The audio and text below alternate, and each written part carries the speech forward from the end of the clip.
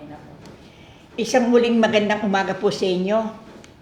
April 5, 2024. Ako po nagbibigay ng isang magandang paalaala na nananawagan ako sa buong kapuluan. Sana kapag hindi nakarapat-dapat operahin ng isang bagay na karamdaman ng tao, huwag na ninyong itutuloy. Itanong niyo sa akin ng number 1, kasi kulang sa pera.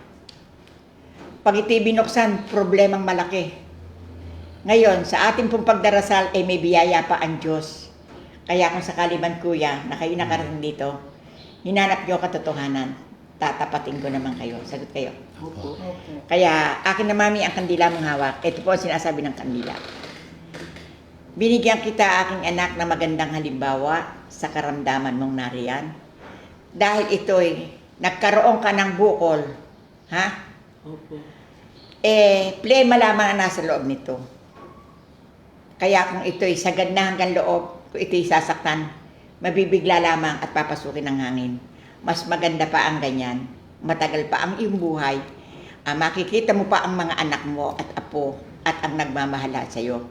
Kaya yung pagkapunta mo dito, ginawaran kita anak ng bendisyon. Diyos ang liwanag, patnubay na daan sa kagalingan. Kaya, mami, hindi mo makakalimutan kung paano ko kayo binuksan ang pintuan. Hindi ko sinabi kayo ay magkagastos pa.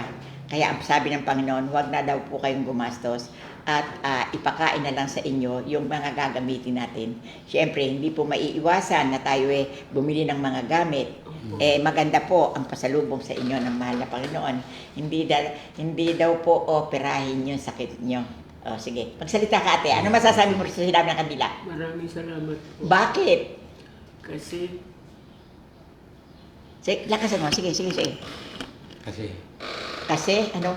Kasi kahit ganito po ako ay alam ko po na tutulungan po ako ng Panginoon. Ayun, okay. O ikaw naman kuya, ano masasabi mo sa nangyari sa inyo ngayong pagkapunta niyo sa akin?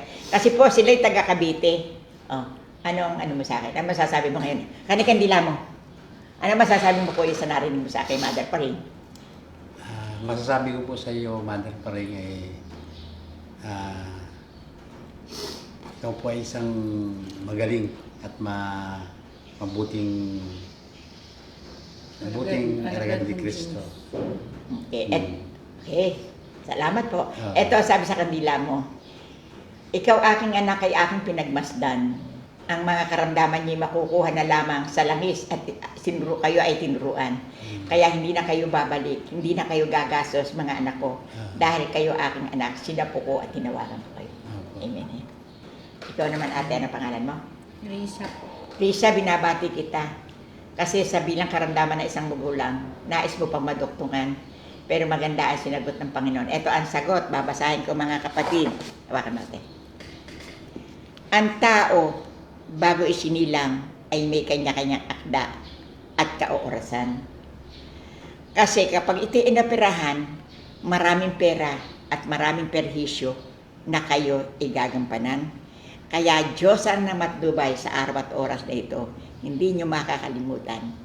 Ang palyo, huwag kang mag-alala. Lagi ka lang aking anak iinom ng subo na may gatas. Para yung plema mo. At uminom ka rin ng dahon ng ampalaya. Bumili ka ng halagang 100 pisong dahon ng ampalaya. Pag apatin mo, 4 na araw kang uminom ng ganyan karami. Magang-maga, walang naman at yan mo. Lalabas sa bibig mo ang plema. At uminom ka rin ng langis na 3 araw na sunod-sunod. At lalabas din ang bakterya sa iyong katawan. Kaya isang maliwanag na pagbati ng Diyos ang pagsunod ang inyong gampanan. Amen. Salamat po sa mga nakikinig ngayon. Dahil ang karamdaman po dito, ang tangi ko pong masasabi, nananawagan ako sa mga pinagkatiwalaan ng Diyos na nanggagamot. Sana po ang tangi ko pong masasabi, lalo po sa mata. Nasa sa inyo po ang buhay at pag-asa. Sana po hindi baling masaktan ng pasyente. Tapatin nyo na po sila. Kasi siyempre po kayo ang marurunong, nalalaman nyo po ang kaligtasan at hindi kaligtasan at ang mapipinsala naman at mahihirapan. Kaya ito po ang sinabi sa sulat. Isang magandang araw sa buong kapuluan, Mother Paring ng Bulacan ay nagbigay ng pangungusap at pakikiusap na sana'y kung hindi nakarapat dapat operahan ang isang bagay sa katawan at pisikal ng tao, sana'y ipagpa-Diyos at may liwanag at may buhay pang makakamtan. Maraming pong salamat sa inyong lahat na nakikinig at ito po ay isang aral sa buong kapuluan. Kasi po, ang gusto ninyo ay matulungan. Kasi po, pag inoperahan, mapeperhisyo kayo. Kaya kung sakali man po nagpupunta kayo kay Mother Paring, hindi po ang lahat ay tinatanggap dito.